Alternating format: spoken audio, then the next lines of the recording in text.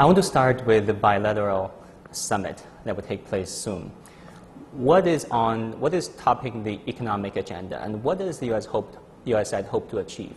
The top of the economic agenda is how the United States and China can work together to promote a strong and stable global economy, to support growth in each other's economy, and a rebalancing so that China is assisted in its transition to a consumption-based economy. The United States economy has been quite strong for a number of years now, and we look forward to seeing renewed strength in the Chinese economy also. But what is your assessment on the slowdown of the Chinese economy? When you write memos to the president, what did you say? It's inevitable that a transition such as the one that China is undergoing will take some time. What we think is very important is that Chinese leadership make clear that they are committed to that transition to a market-based reform and to the shift away from an export-led model to one that's really based on China's consumers and households having enough money to spend. People love to ask this question that I have to ask you here. How long do you think it will take to finish? Are you confident that it can wrap up by the end of the administration? My colleague Mike Froman, who is the trade representative who negotiates it with the State Department, has a good phrase, which is substance drives timing. The issue of currency. What is the current assessment of this administration on the valuation of RMB? Do you still think it's undervalued? We were pleased to see that at the G20, the finance minister signed on to no competitive devaluation.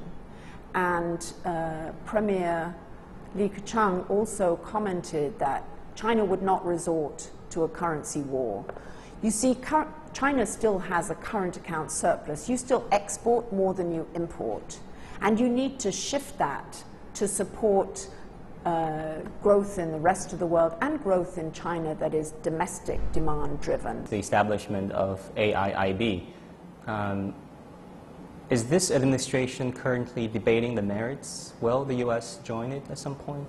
We think that we welcome any new institution, any support for infrastructure that, provided that it follows the kinds of high standards on governance, on the environment, and on other issues that are consistent with the existing institutions. So that's the way we look. We believe there is an overall system. China is a very important part of that system, and new institutions need to be included in that system, but they need to live up to the standards and governance structures of that system. Part of the deal when China entered the WTO was Beijing hopes Western countries would recognize its market economy status by next year. Is this an issue that is currently assessed? Oh, this is an issue that is important for China, and we discussed that with them, especially our Commerce Department.